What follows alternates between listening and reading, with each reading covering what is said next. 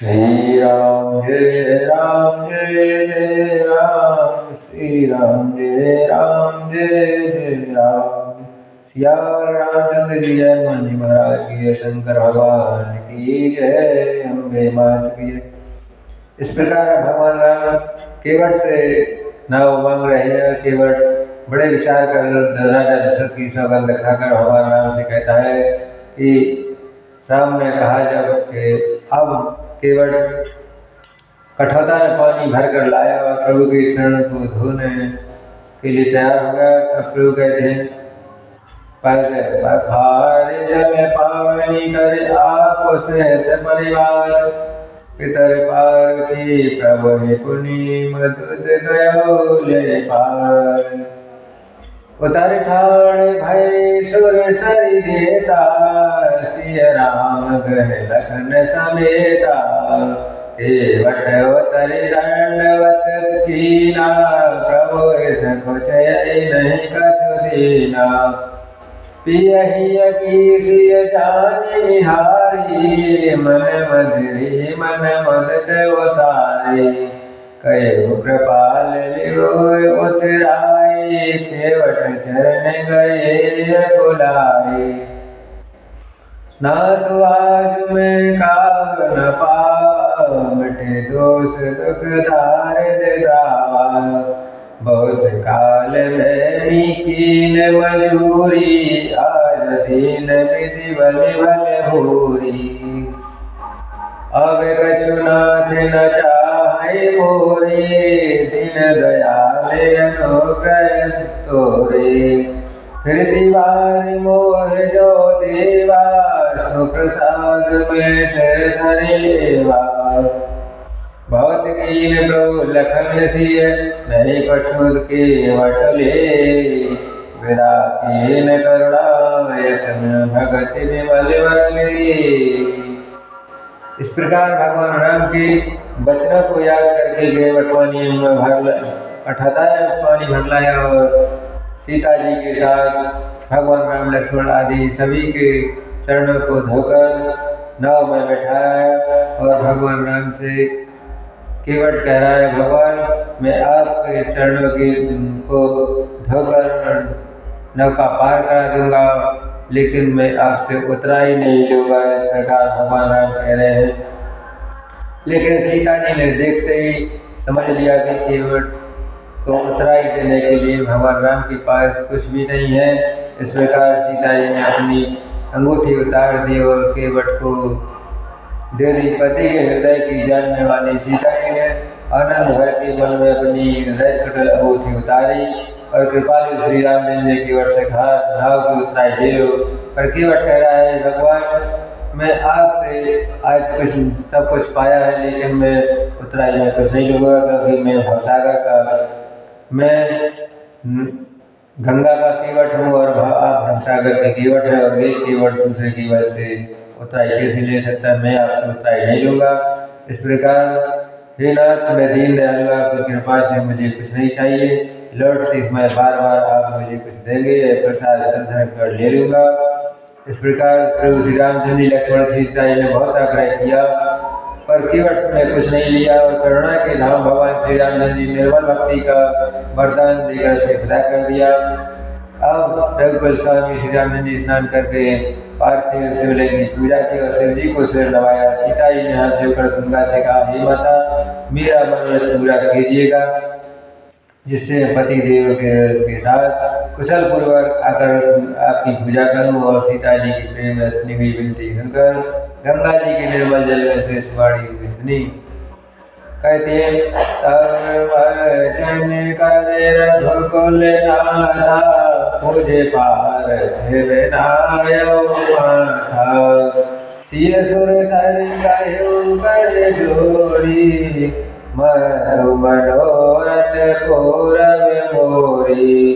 पति देवन संग कुशल मोरी, आय करो रे पूजा तोरी। सुन सिय विनय प्रेम सरस सानी, भय तव विमल बार बरवानी।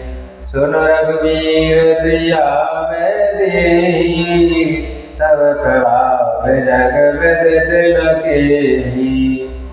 लोक होय मिलो गति तोरे, तोरे से वही सब सिद्धि कर जोरे। तुम जो हमें बड़ विनय सुहाई, कृपा कीन वही दीन बढ़ाई। रवि देव में देव आशीषा, सफल हो निज भागीसा। इस प्रकार रघुकुल के स्वामी श्री राम जी स्नान करके पार्थिव पूजा शिवलिंग की और सीता जी को शिव जी को सिर नवाया। सीता जी ने हाथ जोड़कर गंगा जी से कहा, हे माता, मेरा मनोरथ पूरा कीजिएगा और मैं पति और देवर के साथ कुशल पूर्वक लौटकर आपकी पूजा करूंगा। पूजा करूँ। सीता जी के प्रेम में ससनी वाणी विनती सुनकर गंगा जी के निर्मल जल से श्रेष्ठ वाणी सुनी। हे रघुवीर की प्रिया जानकी, सुनो, तुम्हारा प्रभाव जगत में किसी नहीं मालूम है। तुम्हारे देखते ही सब लोकपाल हो जाते हैं और सब सिद्धियां तुम्हारी सेवा करती हैं। इसलिए तुमने मुझे को जो बड़ाई विनती सुनाई है, यदि मुझ पर कृपा की तो मुझे बड़ाई दी है, पर तो भी हे देवी, आपकी वाणी सफल होने के लिए तुम्हें आशीर्वाद देती हूँ और तुम्हारा प्राणनाथ देवर सहित कुशल पूर्वक अयोध्या लौट जाओगी। तुम्हारी सारी मनोकामना पूरी हुई। इस प्रकार गंगा मैया ने सीता जी को आशीर्वाद दिया और जाओ, मेरा वचन तुम्हारे साथ है। इस प्रकार कहते कुछ नहीं बनता। सीता जी की विनती सुनकर गंगा माता ने आशीर्वाद दिया ऐसा, और मंगल के मूल गंगा जी के वचन सुनकर देवनदी अनुकूल कर सीता जी आनंदित हो गई। प्रभु श्री रामचंद्र जी ने साधराज को ऐसे कहा कि भैया, अब तुम चले जाओ। यह सुनते ही उनका मुख सूख गया, हृदय में गोविंद हाथ जोड़कर दीन वचन बोला, हे रघुनाथ जी, मेरी विनती सुनिए। मैं नाथ के साथ रहकर रास्ता दिखाकर बार बार चरणों को सेवा करूँगा। हे रघुराज, जिस वन में आप जाकर रहेंगे वहाँ मैं सुंदर पंचकुटी पत्तों की कुटिया बना दूंगा। आप मुझे ऐसी आज्ञा दे, मैं रघुवीर की दुहाई करता हूँ, मैं आपकी सेवा करूँगा। इस प्रकार रामचंद्र जी ने साधराज को अपने साथ ले लिया और अपनी जाति के लोगों को भी बुला लिया और उनका संतोष करके उन सभी को विदा कर दिया। इस प्रकार तब श्री रामचंद्र जी श्री रघुनाथ जी गणेश और शिव जी का स्मरण करके तथा गंगा जी को मस्तक नवाकर सहित लक्ष्मण जी के साथ सीता जी वन को चले।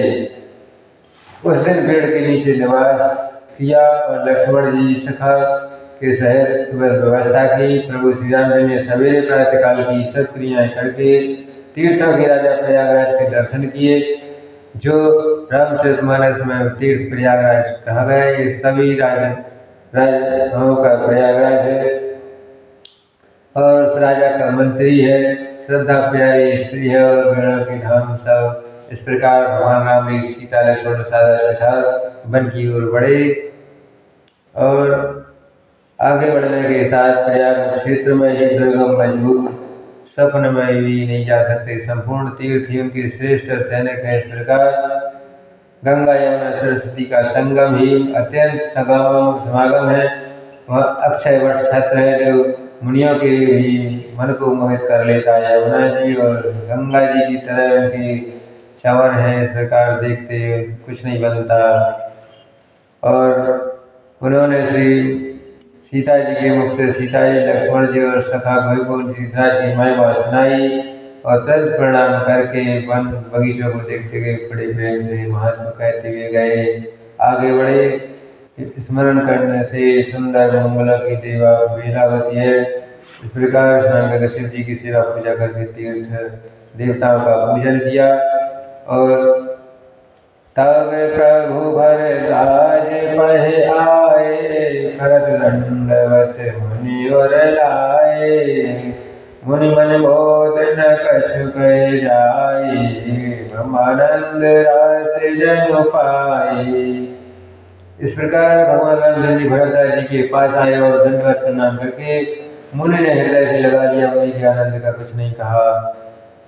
इस प्रकार प्रयागराज से आगे बढ़े।